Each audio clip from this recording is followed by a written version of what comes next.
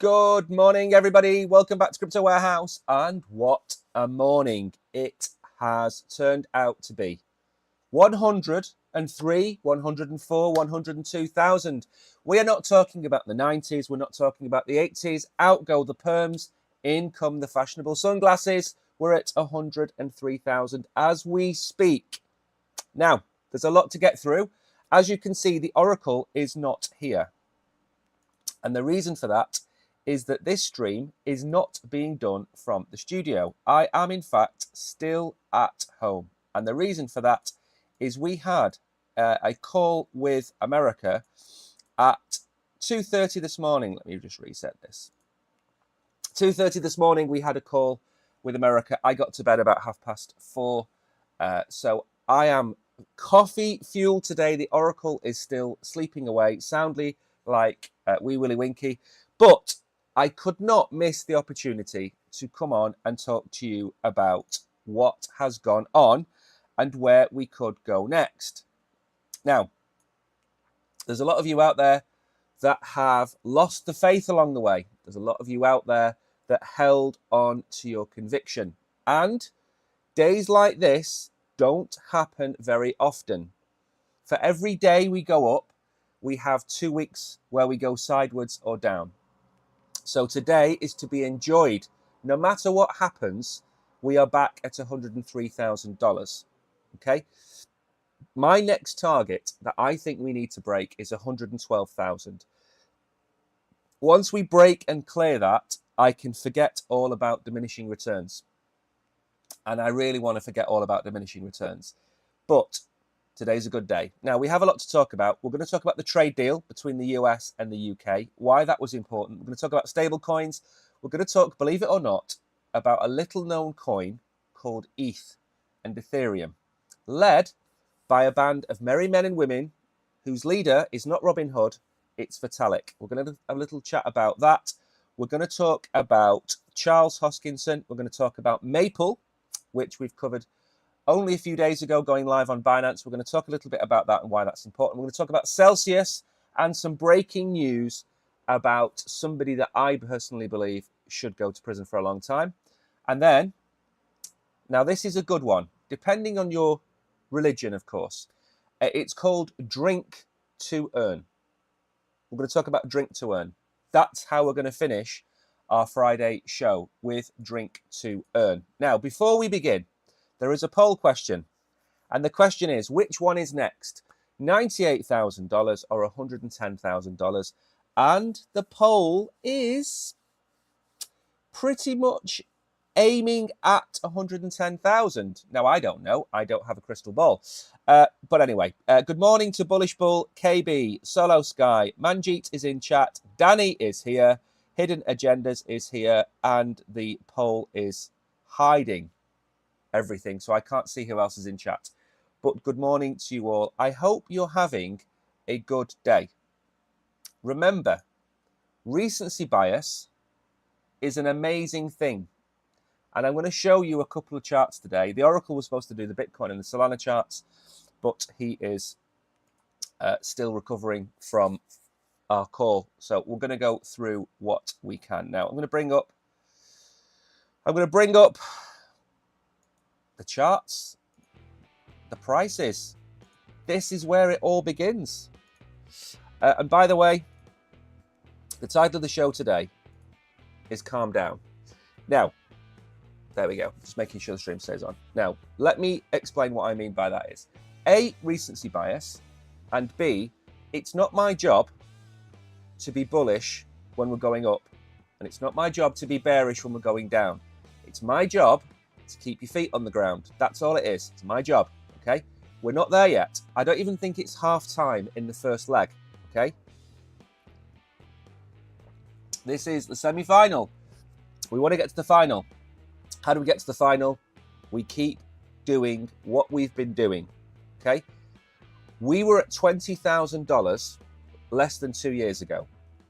When we started here on Binance, I think it was May 2023 or February 2023? I can't remember which. We started on Binance. Is this loading, or has this frozen? Let me just refresh. I think the background's frozen. There we go.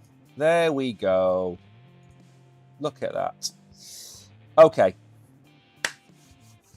$103,000. That's where we are. The market cap, which I was talking to you Friday, maybe, was 2.91. And I said, if you remember me saying this, a 10% move would take us to 3.1. And we are at 3.27. We've overshot where I thought we were going to go to. $103,000 for Bitcoin. Ethereum, $2,400. Okay? $2,400 for Ethereum. In fact, I'm not even going to commentate today. I'm just going to read numbers out and repeat them. That's it. That's all I'm going to do on this. XRP hasn't had the move. BNB hasn't had the move. This was a price for Solana that we gave you on Monday, I think it was. We said, and I can't remember precisely whether it was 163 or 168, because I've not had a lot of sleep, but we're a 167.27. So I'm going to say now it was 168, just to make myself feel better. Okay. USDC and Tether haven't moved. They're still $1. Okay. Don't know what's happening with those two coins, but let's move on. Cardano is back at what number? 80 cents. Do you remember me saying when we were at 60 cents, we really need to be back at 80 cents? Guess what? We're back at 80 cents. Sui, which I think is it's probably the only one from the pack I think is going to break the top 10. And that's coming in just under $4. I think somebody asked me in chat where I think Sui could go, or they said it was going to go to $5, I think is what they said. I think it was Jason in Telegram. We had a conversation about it. And the thing with Sui is, and I learnt my lesson from the last cycle, Solana I ignored until it was too late, because Solana spent the entire 2021 bull run going up and everybody ignored it. And yes, when I mean going up every day, I don't mean going up every day. I mean every month it was going up, and it topped out whatever it was, $250. Of the chasing pack right now, so far this bull run, we've had two potentials for this Solana-esque run. One is Sui and the other is Ton. And I think Ton peaked too soon. I think it was the one that set off at the start of the long distance, the 5,000 meter race. And after the first 1,000 meters, it was 40 meters ahead and gasping for air. So I think Ton may have gone too soon, because Ton, I don't know if you remember this, Ton was 9th. It's now dropped to the bottom of the top 20. Sui was 80, 90 cents. It's now almost $4. It breaks $4. It's probably going to go to a $20 billion market cap. It's probably then going to go to a 25 or a $30 billion market cap. And then it's going to start chasing down the top few coins. Why? As I said in chat, Sui has the coals behind it. And I don't mean the pump and dumpers. I mean, it's got some of the serious coals behind it. It's also got Raoul Pal behind it, who we spoke about a few days ago. And it's got the serious people behind it. And I think Sui is the one in the pack that could possibly go on to bigger and better things. The problem is it's already been and gone to bigger and better things at $4. But that doesn't mean it's not going to carry on. As I said before with Solana, people were writing Solana off at $10, $25, $50, $100. And it just kept going like a runaway train. Not saying that Sui is going to catch Solana, because it's just not going to happen. But it certainly could catch the likes of Tron and Cardano. So I own a very small bag, by the way, of Sui. I don't think I said hello to Bullish Bull. Good morning. Tomorrow is crucial meeting in the US for Bitcoin. If positive, if negative. There's a meeting tomorrow. Tomorrow is Saturday. What's the meeting? I'd not heard about that meeting. Right then, again, these days happen very few and far between. Look at the gainers. Pepe, Brett, Virtuals back over $2. Uniswap is up. Look at that. Ethereum. Ethereum is the 6th biggest gainer. Who would have thought that? Who would have thought that? Who else is up here? Near Protocol is up, almost back at $3. I think I was buying Near Protocol at $4 or $5, and I was telling you at the time that was a good price to get into Near Protocol. It is a good price to get into Near Protocol. So at $2.90, it's still a good price to get into Near Protocol. I don't change my opinion because the prices move. ASI is, I mean, this has had a really sneaky run. We were talking about 40 cents, and now we're at 85 cents. And I think $1.50 to $2 was where it was before all of this shenanigans with Trump. So ASI, keep an eye on that. And then we're probably going to see the layer 2s pump in the next few days as well. Let's go and have a look at the losers. Hopefully this is just stable coins, which it is. It's gold and it's stable coins. So there's no losers really. I'm not going to count this one as a loser. There's a long story behind Leo, which I'm not going to bore you with. Gold is down a touch, but that, ladies and gentlemen, is your charts. Now, we're going to move on. When we go to $200,000 Bitcoin, I am not going to tell you how much Bitcoin I hold, but there will be signs. You've heard this before. This potentially could be one of the signs. Look at that. I will have a front yard full of baby cows. Look at that little thing. It's like an animated, cuddly toy. Imagine it snoring. I can't play the sound. I'll get done for copyright. But believe you me, it moves about 5 octaves higher than a cow does. Anyway, and I'd get milk. Hopefully I'd get milk if it was a girl cow. Right then, moving on to something serious. When anybody tells you that Bitcoin is magic internet money, show them this. Don't show them a Bitcoin chart. Don't show them the Bitcoin white paper. Don't. Show them this. Send them this. Put it on Facebook. Put it on Instagram. Put it on whatever else you've got. Send it in WhatsApp. Put it up on X. Anybody calls you for holding Bitcoin, don't laugh at them. Okay? Adoption doesn't come from abusing people. Okay? It comes from understanding their point of view and their lack of education to a situation.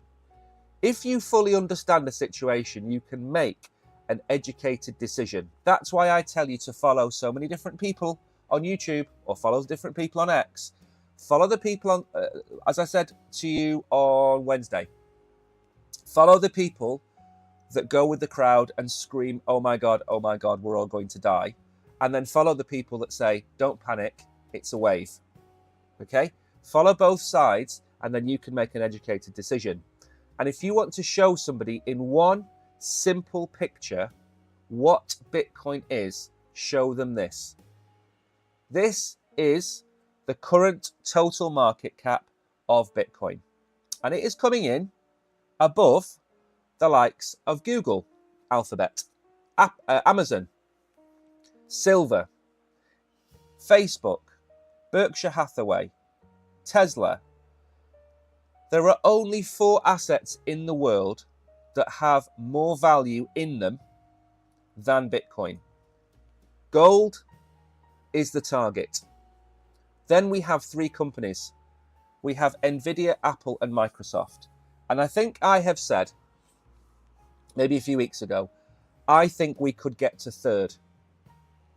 The reason is these are all moving trains. And as Bitcoin goes up, so does Microsoft and Apple and Nvidia, because the markets in America are going to pump because Trump is playing out the art of the deal in real time. And everybody that's never understood or read the book will fail to understand this. So Microsoft will go higher, Apple will go higher, and so will Nvidia.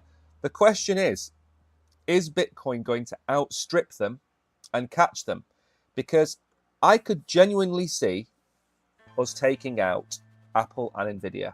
but I can't see us taking out Microsoft yet.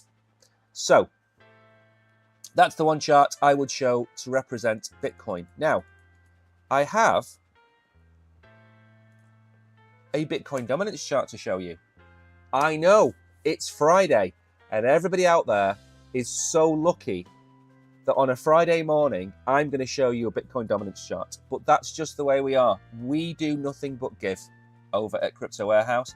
And by the way, if you are watching, to celebrate Bitcoin going back above $100,000, follow us. Subscribe to us on YouTube. Subscribe to us on Binance, okay? It's like pulling teeth on YouTube at the minute because until retail come back, there's no traffic. So go over to YouTube, find Crypto Warehouse and follow us. Raoul Pal has said Bitcoin dominance topped today. There are daily, weekly and monthly DMARC tops in place, and the top is well below the 2020 top, and that was below the 2017 top. If that plays out, it is the hallmark of the next phase of the banana zone. Let's see. So, what is Raoul Pal talking about? Now, hopefully, the Oracle has not been on the charts since I went on the charts to set them up. If this is white, I'm going to be sad. There we go. Okay, now, let's not get too excited by this, okay? This is the Bitcoin dominance chart. Now, if I did this, I talk to you a lot about recency bias. And recency bias is where you look at a chart like this and you go, oh my God, Bitcoin dominance, it's over, it's breaking down. It's completely breaking down. And then you do this. And then you do this, okay? Right. How many times has Bitcoin dominance pulled a similar move? I could draw all day. Over the last 2 years, it's broken down 7-8 times by the same amount or more, okay? One swallow does not make a summer. We have had a very good few days. Look how far away from the bull market support band, which I know you shouldn't cover because it's Bitcoin dominance, but look, that's at 61.5%. That line there that I have drawn is coming in at 63%, 63.2%. For us to seriously break down, what would we have to do? I think we'd need to come down to this area here, which is about 61%. Now, if this is alt season, what do we expect to see? And again, I know I shouldn't cover these. Right. This here, this was everybody thinking alt season had started. And then Bitcoin said, I'm not done yet. Go back. So what we want to see is this. If we go all the way over here, you see this massive red dip here. That is what we want to see for alt season. That drop was from the 23rd of March to the 28th of May. So that was 2 months, and Bitcoin dominance dropped pretty much in a straight line. So what we need to see, let me just drag that back up there. What we need to see is Bitcoin dominance kind of do this. What are we now? We need to see Bitcoin dominance do that. That is an alt season. Now, the other thing is, I don't see an alt season the way we've had alt seasons. I don't think Bitcoin is going to stall. I don't think it's going to stop. It will, of course, stop, and it will have violent corrections along the way. We could have a correction today that brings us back to $92,000. We're not that far away from $92,000. Do you remember the thing we always say? We go up as fast as we come down. Now, very quickly, let me show you something. This is a funny chart, okay? Have you ever seen Night at the Museum? When the two little characters are in their car and they think they're in a blizzard and they're screaming, and then it zooms out and the little tiny car's on the floor and there's a little bit of wind, right? This is the ETH Bitcoin chart. You see that tiny little blip at the bottom? That is ETH gaining on Bitcoin. Now, let's just point something out. That little blip, going back 2.5 years,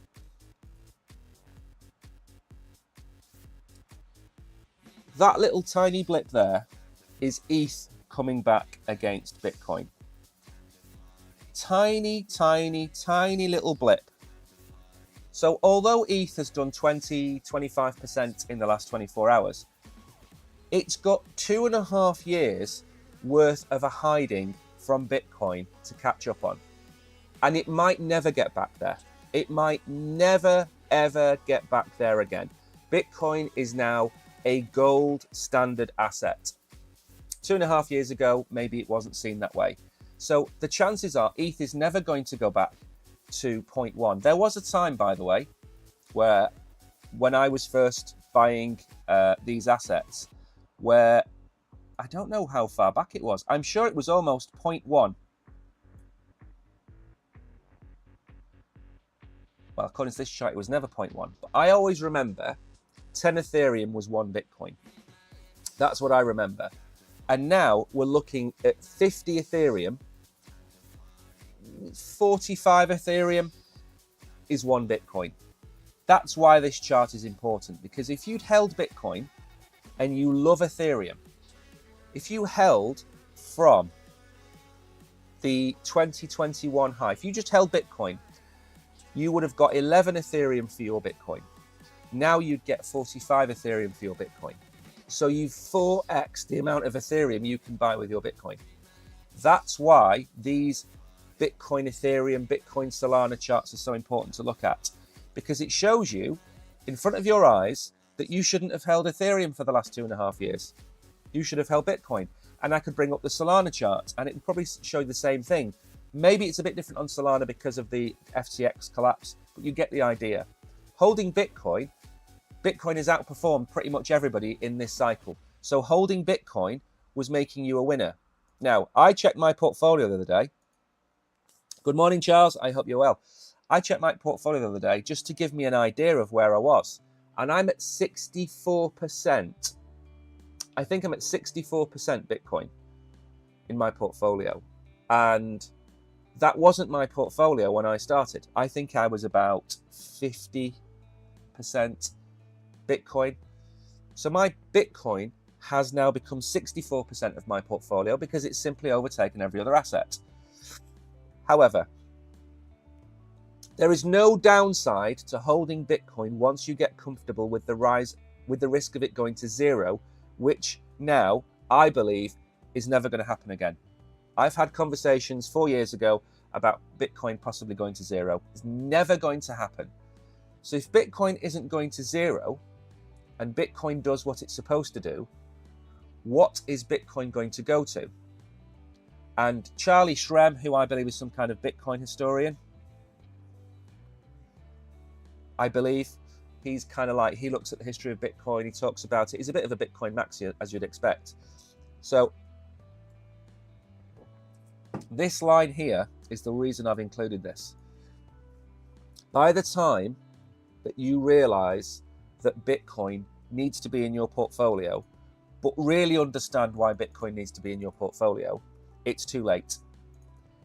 You should wake up every morning and think, I don't own enough Bitcoin. That should be the first thing in your head. Now, there will come a time, very soon probably, where the alts are going to outperform Bitcoin.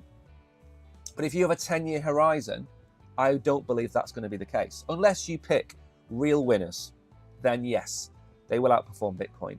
But if you look at maybe Solana or Ethereum over the next 10 years, there's more chance of a structural failure in Cardano, Solana, or Ethereum in terms of the market share, in terms of competition. Sui could come along and blow Solana out of the water over the next 4 years.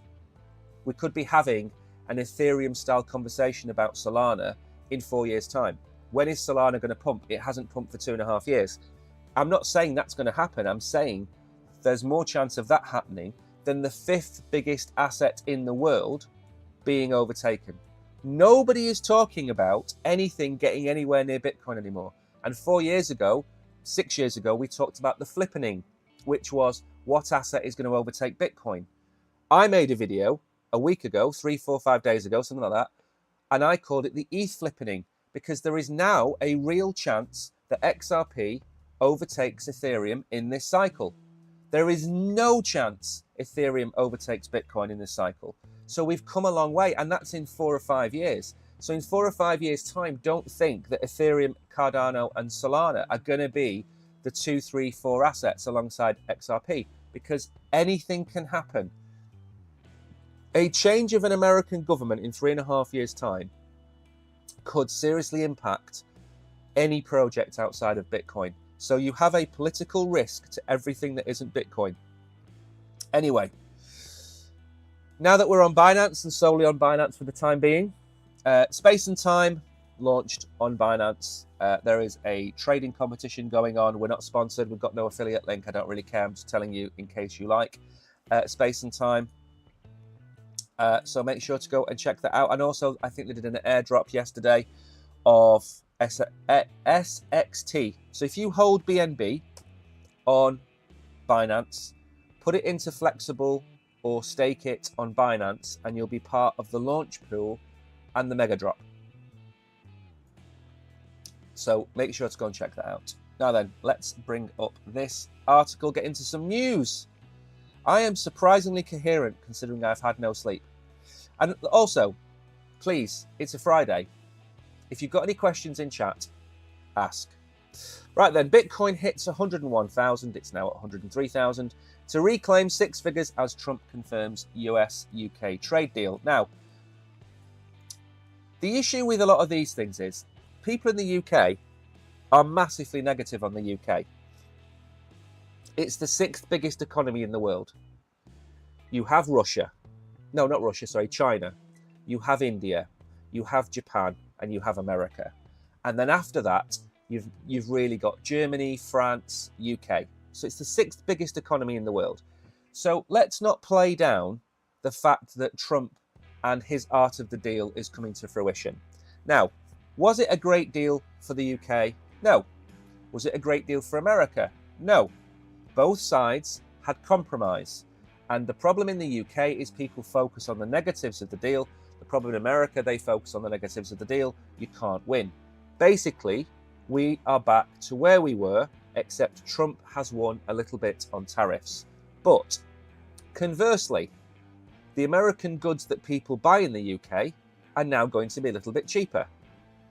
The goods that people buy in America from the UK will be a little bit more expensive, a couple of percentage more expensive. It's not the end of the world, okay? But the most important thing is the deal was signed, and it's the first major deal, and it is a major deal. The only other deals above this would be China, Japan, and India. The UK, in the last week, much as I absolutely dislike the Prime Minister, he signed a deal with India, which may or may not be a great thing, and he signed a deal with America, which may or may not be a great thing. They are number 1 and number 3 economies in the world. Now, there are always going to be people on the left and right that say it's an amazing deal or it's a bad deal. It doesn't matter. A deal has been struck. That brings certainty to the markets. That's what matters from an investment point of view. If we see Japan sign a deal, which apparently is very close, if we see, I've not heard him mention China. He's going to negotiate with China, but I don't think I've seen that mentioned. But let's say India, for example. If he gets Japan, India, and the UK over the line, Trump's won. And all the people calling for the end of the economy have lost. And there is winners and there is losers. And the losers are the people that will dislike everything that Trump does. And there are winners, in some instances, where they see what's going on. And seeing what's going on is important. And this is a net benefit to America. These trade deals are a net benefit to America. That's what matters. The same with Elon Musk. Elon Musk was told to find $1 trillion. And I said in a video weeks ago, he was never going to find $1 trillion, but maybe he finds 700 billion or 800 billion. In 3 months, for 3.5 months, he's found $180 billion. So what will happen now is he might say 500 or 600 billion, and people will say it's a failure without understanding he's saved $500 billion. The trade deal, which was meant to create $1 trillion worth of income to America, is never going to make $1 trillion, never in a million years. But it might make $300 or $400 billion.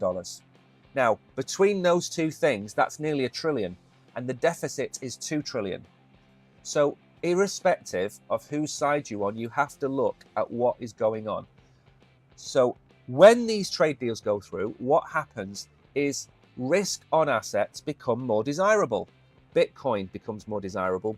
Bitcoin is the least risky of. When can we unstake your dupe? What do you mean, when can you unstake it? There we go, I'm back. Do you mean when can you unstake it to sell it, or what price you should sell it at? Or do you mean something different? You can unstake your dupe today and it'll take 30 days. So Ethereum is up, Solana is up, XRP is up, and it's all to do with the certainty coming back to the market. And if I was cynical, which I'm not, if I was cynical, I would say that Trump did this entire thing to shake the market. But that's me being cynical. I think he did it to shake the market, to show the political might of America. I think he did this on purpose, and not just because of the trade deals. I think he did this to give everybody an almighty shock. If you're standing on the edge of a cliff and somebody pushes you over the edge, and as you're falling, they grab you and pull you back, you will feel more gratitude after the event than before the event. So, give me a second. I haven't typed Bitcoin in.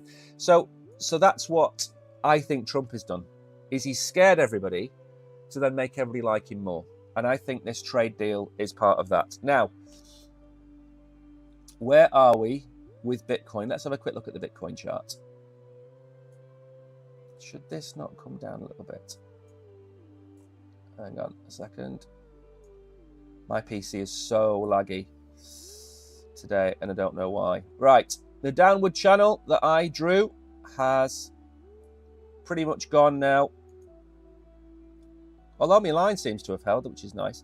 Right, where are we? Well, this is all-time highs, ladies and gentlemen. This is all-time highs.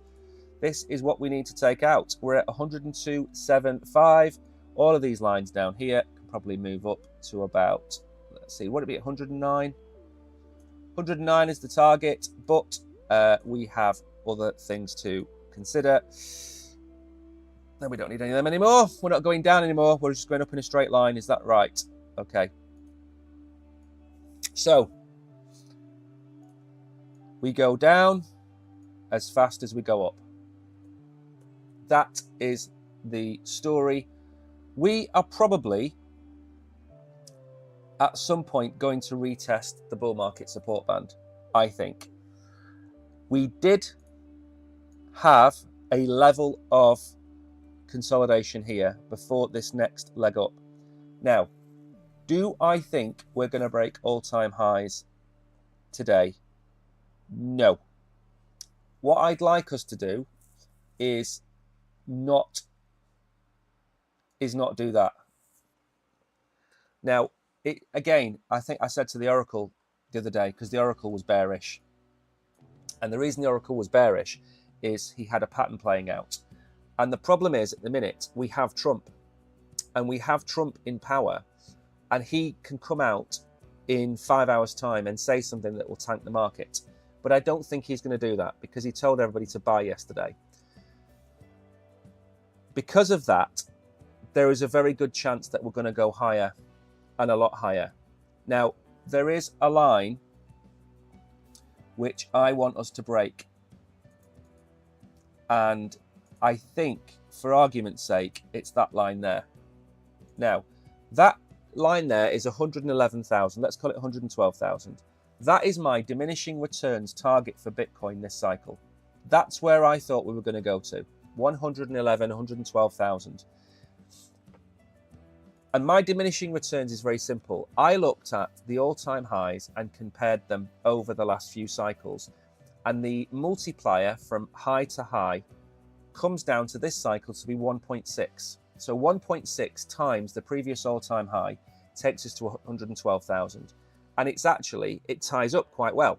It ties up with the previous 2017 to 2021, 2013 to 2017. They all tie in. So the diminishing returns cycle, I want to see the end of that. And I also, you can take it from the bottom. So you can take it from 18,000 to 120,000 as well. So it's not that I've made these numbers up. These are the numbers based on spreadsheets and calculations and stuff like that. So I want that taken out, and I want it taken out as soon as possible. I want 112,000 gone. And my old menu used to have 112, 114,000. That's what I want to break next. But I don't think it's going to happen today, because if you look at what's happened, we've had huge bullish news. We also have other news that's come out which is not so bullish, but hasn't made a dent. And that's the thing. A lot of the time, all of this move down here, we had bullish news. We had a bullish narrative. And the only thing that wasn't bullish was the price action of Bitcoin, because it had gone from a buy the rumor, sell the news event, which was Trump's inauguration, and we did nothing but come down. We did have other things. We had a lot of political things going on. We had a lot of nonsense going on. But I don't see that happening anymore. I think it's coming to a close. Even the India-Pakistan thing, which is going on right now, if you remember back during this move down, we had another issue in the Middle East, which caused the market to have a bit of a waver. The India-Pakistan thing hasn't even touched the chart. So even though we're getting the same kind of news, we're not really seeing the same kind of price action, which is bullish, because it means traders and bulls are in charge and the bears are taking a back seat for a while. So I'm bearish for a small amount. Pengu is pumping at $1. I don't see Pengu going to $1, no, but I do see it going up. What is it, 1.5 cents? I think Pengu's at 1.5 cents. It's clearly going to go to 2 cents. And then after that, depending on the market cap, you've really got to look at where... What I'll do on one stream is I'll bring up the meme coins. Again, I haven't done that in ages, to look at the top 10 meme coins, the top 10 AI coins. I've not done that in ages because there's too much news to talk about. And I'll show you some of the coins that I pick. I don't hold a lot of the coins that I talk about. I hold Bitcoin, I hold Ethereum, I hold Solana, I hold Cardano and XRP. But a lot of the coins that we talk about on here, I don't hold. So I feel like I can do that without being accused of having ulterior motives, if you know what I mean. The Genius Act failed to clear. Now, this failed by 1 vote. I think it was 48-49 or something like that. The vote failed. Now, this isn't a bad thing that this act failed, okay? Because a lot of the times, these bills fail and then they come back and they fail and they come back and they get passed. It's very rare. It's very rare that you get a bill just go straight through, even though they've got the House. So the Genius Act failed to clear a procedure called cloture. Never heard of that before. After pushback from Democrats who raised concerns about Trump's crypto ventures. Now, again, I've said this before the election. I keep saying it. Donald Trump's Achilles heel is the fact that he is a very greedy man and he wants all of the crypto pie. He's got his own stable coin. He's got his own meme coin. He's got his own crypto company. He's going to have his own ETFs. He's going to walk out at the end of this presidency $2, $3, $4, $5 billion richer than he is today. And that is just what happens, okay? When you put somebody like him in power to fix things that should have been fixed a while ago, you have to understand that you have to throw some of the good out with the bad. So this has failed. I'm not going to spend too much time on this. It's not that important. Just bear in mind, this is going to go back to the House when they've made amendments. So let's not worry about that. Ethereum price finally breaking out is 3K next. Again, this is the issue with pumps. You see Ethereum, which has done nothing for 2 years, 4 years, and then suddenly it has a 20% move, and then everybody's talking about $3,000 and $4,000. And yes, we'd all love to see a $3,000 Ethereum. Yes, we'd all love to see a $4,000 Ethereum. But let's not get too carried away. Let's not get too carried away. We are not near the end of the bull run, in my opinion. Therefore, we have potentially another 6 months to go. We've got interest rate cuts to come. And yes, we're probably going to see $3,000 and $4,000 in the next 6 months. But let's not suggest it's going to happen now, because what this does is it gets people wrecked. This is another 20% move from where we are now, on top of a 25% move that we've just had. I believe we're going to get some kind of consolidation. I would love us to consolidate above $100,000 for Bitcoin. I'd love us to stay above $2,000 for Ethereum. I would absolutely love that. To drop below $2,000, by the way, is only a 15% move. So even though we've come up 25% in a day, we could go down 15%. We could be bouncing along the top of $2,000 by Tuesday. So let's not get carried away. Okay. Like I said to you the other day, if your team loses 5-0, 5-0, 5-0, and then wins 2-0 in the derby, you're over the moon. You support the best team in the world. You've taken 3 points from 12. I said this on Wednesday. Recency bias is going to get you wrecked. A funny story is, I've recommended a few people to an exchange, and I get 10 cents commission, 20 cents commission. It's nothing. And I haven't had any commission for a week, 2 weeks, something like that. And then last night, I started getting commission again. So people waited for us to go over $100,000 in Bitcoin to start buying crypto again. Now, yes, I could have got the commission from the sell. Of course I can. People could be taking profits, and I hope they were. But it's more than likely they were buying. Dollar cost averaging in stops you from going out now today and buying a $2,400 Ethereum. Because if we do retrace to $2,100, for example, you buy it at $2,100. One of the top coins I'm going to talk about in a minute, I sold it on Monday or Tuesday because it got a pump, a really massive pump from where I bought it, and I sold it. And I told everybody in Telegram that I'd sold this coin. Doesn't mean I don't like the coin. I'm now sitting on the cash waiting for it to come down in value to then buy it again. So you can sell a project that you like. You're not married to them. But these headlines are very, very scary. I think Pectra is great. Now, the one bit of news, which is a rumor, which is why I've not included this. The rumor is that ETH staking for ETFs is going to be approved before the end of the month. Now, if that comes to pass, we're going to go to $3,000 on Ethereum, because we're not talking about market structure. We're not talking about RSI, overbought, oversold. What we're talking about is an influx of new money into ETFs. I've said before, I think the ETFs broke the price of Bitcoin, and it moved it potentially 40, 50% higher than maybe where we should be. But that's irrelevant now because that's happened. Now, Ethereum, if Ethereum goes to proof of stake, if Ethereum goes to staking to then get the rewards from proof of stake, then that's going to pay everybody 3% a year on their Ethereum holdings, of which BlackRock might take 0.5%, which means BlackRock could make the ETF free. BlackRock could turn around tomorrow and say, this is absolutely free. Absolutely free. You don't pay us any commission, but we're going to give you the Ethereum ETF and we're going to pay 2.5% a year. 100 million, 200 million, 500 million,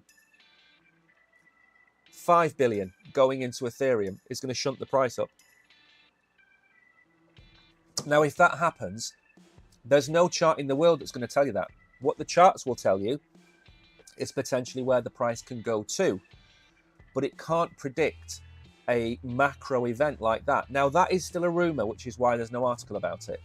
But if we do get that by the end of the month, which is only 3 weeks away, then we're going to be at $3,000 for Ethereum, and everybody is going to say, why haven't you bought Ethereum?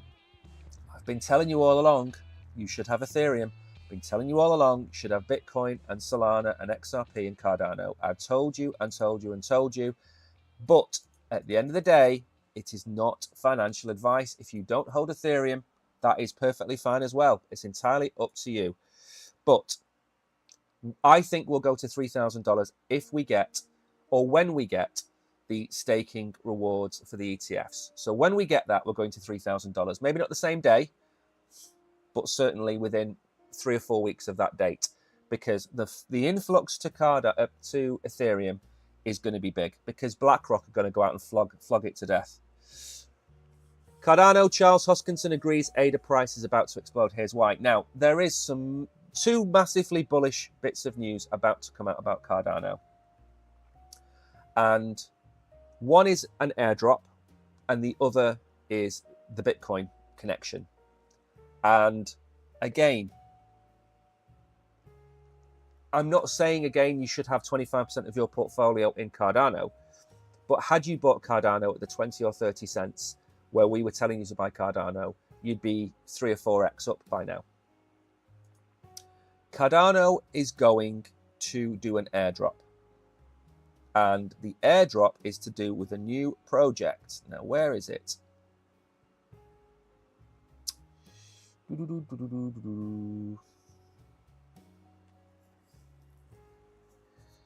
So, according to this expert, and again, take everything they say with a pinch of salt, it's not that there is a lot left of the Cardano bull market, it's that the Cardano bull market hasn't even started.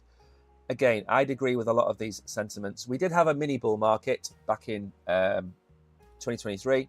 Ali Martinez put a chart up, but this isn't why I'm bullish. Does it actually have the news in here? Am I just going to have to tell you? Okay, fine. There's going to be an airdrop to all Cardano stakers. There's new projects going live, and they're going to do an airdrop of a token. That brings liquidity, increases sentiment. People are going to start sharing tweets about their $10,000, $50,000, $100,000 airdrops. That's going to bring bullishness back to Cardano, and it's going to bring liquidity back to Cardano, number one. Number two, they are going to demonstrate the unison of Cardano with Bitcoin. Charles was interviewed, I think it was last night. I watched 5 minutes of it. He was talking about the fact that Cardano is going to demonstrate this connection with Bitcoin at a Bitcoin convention, which is coming up very, very soon. And I've been telling you about this for months. And that's going to bring potentially $50 billion of liquidity to Cardano. The big, apart from real world assets, the big golden goose at the minute is tapping into Bitcoin's liquidity without putting your Bitcoin at risk. That's the next big thing for me. Now then, let's move on very quickly. 5 coins should be in all profiles. I'll do that actually at the end. That's quite easy. In my opinion, it's quite easy. But I'll do that because I am boring. Okay, let's get one thing very clear. If you want excitement, go and find a 20-year-old who hasn't learnt to shave yet, who wears a headset and a baseball cap that's got some coin on it with a $5 million market cap, who's going to scream coins at you. Okay, and those coins will go up massively and down massively, and in the end, you're going to get wrecked because you'll hold them too long. Or you can listen to old people who've seen it all before, who will try and be a bit more sensible. Now, Maple. I've been telling you about Maple. I chased them down to become an ambassador of Maple. This chart down here shows you the assets under management since the beginning of the year. BlackRock is the white line, which is shooting up. You can see it on your screen. But that orange line is Maple. Now, we kind of covered this a little bit on Wednesday because a lot of you guys who follow us, you took the plunge and you bought some Maple. And I gave you some price targets. I put a tweet out. It's all there in black and white of where I said Maple could probably go to. Maple got listed on Binance Tuesday or Wednesday this week. It's also listed on another exchange, which is also massive news. Now, the listing on Binance doesn't just bring the listing to Binance. There are lots and lots of the way exchanges work is a little bit funny. You have these really small exchanges, and they're not really exchanges because they use Binance's liquidity pool. So suddenly you see you see syrup live on Binance, and it will appear on 30 other mini exchanges, micro exchanges. And that's what we're coming to see. So maple is now everywhere. But the one thing I wanted to highlight in this segment is the fact that maple isn't a single product. It's not a project with a single purpose. It has institutional lending is number one. It has a yield-bearing stablecoin, number two. And the thing I like the most, personally, is this. They partner with CoreDAO. CoreDAO and the Maple product allow you to earn native yield on your Bitcoin. And the way they do it is really simple. You get some of the yield from Bitcoin. You get a lot of the yield from the core token, which you could quite easily sit there and claim. The reason that Maple makes more sense is it auto compounds. And if you've been looking at all of my tweets about Compounder from WolfSwap, you'll know what I'm talking about. You don't have to do anything. You put your feet up, you put your Bitcoin in, you press a button, they do the rest. Okay? It's native, and you don't lose your this. No bridging, no wrapping, no lending. Okay? So there's more than one product to Maple, which from the beginning you could get a little bit confused by it. But all you need to know is they have multiple products, and the Syrup token is one of them. Syrup USDC is another one of them. They're still products, even though they are the utility of the project. The Syrup token you can use to vote, all that kind of stuff. So when we talk about Syrup, don't just think, oh, it's one individual coin. One individual project. It's not. It's a suite of about 4 or 5 different interconnected things. Now then, the final thing, I think this is the final, 2 things to go before we get on to the question from Manjeet. The Celsius CEO wants a wedding before the slammer. Now, we're going to cut to the chase on this. And the chase is this. Breaking news from last night is Alex Mashinsky, who was the CEO of Celsius, has been given... The suspense is killing you, I know. I can feel it through the screen. 12 years. He was given 12 years. For those of you that don't know, Alex Mashinsky, he had a company called Celsius. Really good company. Really good concept. But they messed up. They messed up right royally and had a hole of about $1 billion. $2 billion, I think, something like that. At one point, I think they had 10, 15, $20 billion assets under management, and they messed up, and he got 12 years, and I think he deserves 12 years. There are people that go to prison, like CZ, that I don't believe should go to prison. And there are people like Sam Bankman-Fried and Alex Mashinsky who should go to prison. By the way, I don't think Do Kwon should ever go to prison for Luna and UST. I don't think that was a direct fraudulent activity. Alex Mashinsky was the CEO of a company that he ran without real due diligence into what assets the company had. And a lot like Sam Bankman-Fried, he would bash his competition, he would bash other people. So him and Sam Bankman-Fried, quite rightly, in my opinion, go to prison. Sam's got 25 years, he's got 12 years. And I think he deserved it for what he did. And just because nobody gets hurt physically, the amount of anguish that people have suffered as a result of losing through his company is massive. And he lost his, I think he had 8 houses, they've all gone, and $50 million, they've all gone. But it's a fraction of what people have lost. Now, it's a Friday. I know a lot of you out there have been hanging on because you want to know about Drink to Earn. And it's not what you think. And it is a shame.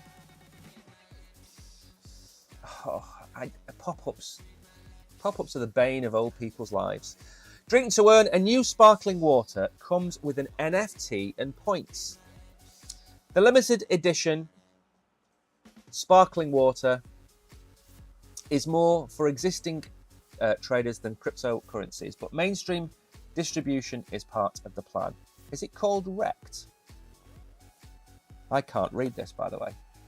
There we go. Clear my eyes a little bit. There's now sparkling water that comes with an abstract NFT and points attached. Rect Brands, a crypto startup from the traders known on X as OSF, and Rect on social media have launched a new drink. It's a sparkling water dubbed Abstract Apple. Like the name suggests, offers rewards for the Ethereum L2 chain Abstract. Each case of 24 cans grants the buyer Abstract XP and 25,000 drank points, plus an Abstract NFT. Next week, case buyers can collect their Abstract NFTs. Each case costs how much? $69 plus taxes and distributions. Now, listen, if you created a Drink to Earn program in Australia, Scotland, Ireland, or England, and you attached it to Guinness or bitter or lager, you'd have a $1 billion business tomorrow. Okay? If Guinness did this, it'd be a $1 billion business tomorrow. Drink to Earn, absolutely, definitely one for me. I like that idea. I think we need to have an eat to earn now as well. Why not go the whole hog? Right then, let's move on. We're going to answer the question that was asked in chat by Manjeet, and he said 5 coins that should be in every man's portfolio. Now, I'm going to give you the sensible answer first, and it's going to be boring, but you asked the question. Bitcoin should be 40 to 60% of your portfolio. So if you've got $1,000, $400 to $600 should be in Bitcoin. And people will argue with that. That's fine. Ethereum should be 20% of your portfolio. So between them, 60, 70% of your portfolio should be Bitcoin and Ethereum. And again, over the last few years, that hasn't worked out so well. The Ethereum side hasn't worked out well. XRP is going to become a unicorn. You have to have some XRP. You have to have some Solana, in my opinion, because it's the retail chain of choice. And then you're kind of left. So you've got Bitcoin, Ethereum, XRP, and Solana. Now, my next choice is Cardano, because Cardano is somehow going to connect itself up to Binance and therefore become a $3, $4 coin. I think along those lines. So that's the sensible pick of 5. Bitcoin, Ethereum, XRP, Solana, and Cardano. That's the sensible 5. The non-sensible 5 will be 5 coins from the pack. Now, that would be absolutely suey. Absolutely suey. Even at $4, absolutely suey. Absolutely Chainlink, the biggest oracle in the world.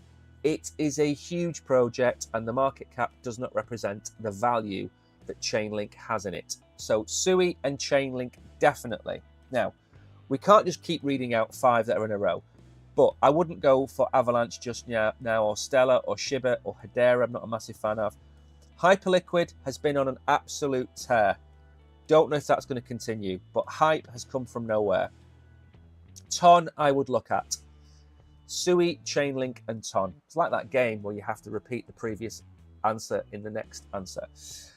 Ton, I would definitely look at. Certainly, I'm going to hurt Tariq here and not say Litecoin. Moving further down, and we're getting into Near. I can't not back Near. Near would be my number 1 AI pick right now. Now, the reason it's number 1 is I'm trying to find you big coins that aren't going to potentially go to zero. So near for me, and if you don't like near, go for FET. That would be my next one. So that's 4. And then finally, Ondo, which is a real world asset. Now, it doesn't matter what the token does. It's irrelevant. It doesn't matter about the tokenomics right now. What matters is what BlackRock is going to do with it. Could Ondo become a $30 billion project? Absolutely. Could it become a $50 project? $50 billion project? Absolutely. It's at a $3.2 billion market cap. So we're talking there potentially about a 10 or a 15x. Now, it may not happen. I'm going on hypothetically 5 coins outside of the ones I mentioned first that I would go. If I had $1,000, let me think. Actually, I treat this differently. I would put $200 into each of those coins. Ondo, Near, Ton, Chainlink, and Sui. I'd put $200 in each of those. So it'd be a different weighting to the weighting I gave you at the beginning. Simply because I like Sui's hype. I like what Chainlink's value is. Chainlink is going to be here in 5 or 10 years' time. Sui might not. Near, I like what they're potentially going to be doing with Nvidia and other people. Ondo has got BlackRock on its side, and Ton has got God knows how many 600 million users. So each of them has its own unique aspect there. So that would be what I would pick.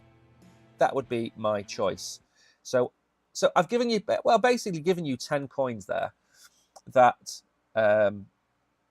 if I was coming to the market today, that's what I would buy. And also, with a lot of those coins, a lot of people, the recency bias is you're not going to buy it when it's going down, but you're going to buy it today when it's gone up. And I'm not going to bring up a chart. We haven't got time. It's gone. It's gone 12 o'clock. But think of it this way. I was buying Near at $5. It's now $4. I was buying Ondo at 90 cents to $1. It's now just got back to $1. So don't think, actually I need to lift my head up a little bit. Don't think that this pump has done anything other than bring some of the losses down. Litecoin was over $100. It's not anymore. Near was up at $6 or $7. It's not anymore. Jupiter was $1.20. It's at 50 cents. So don't think this is the bull run.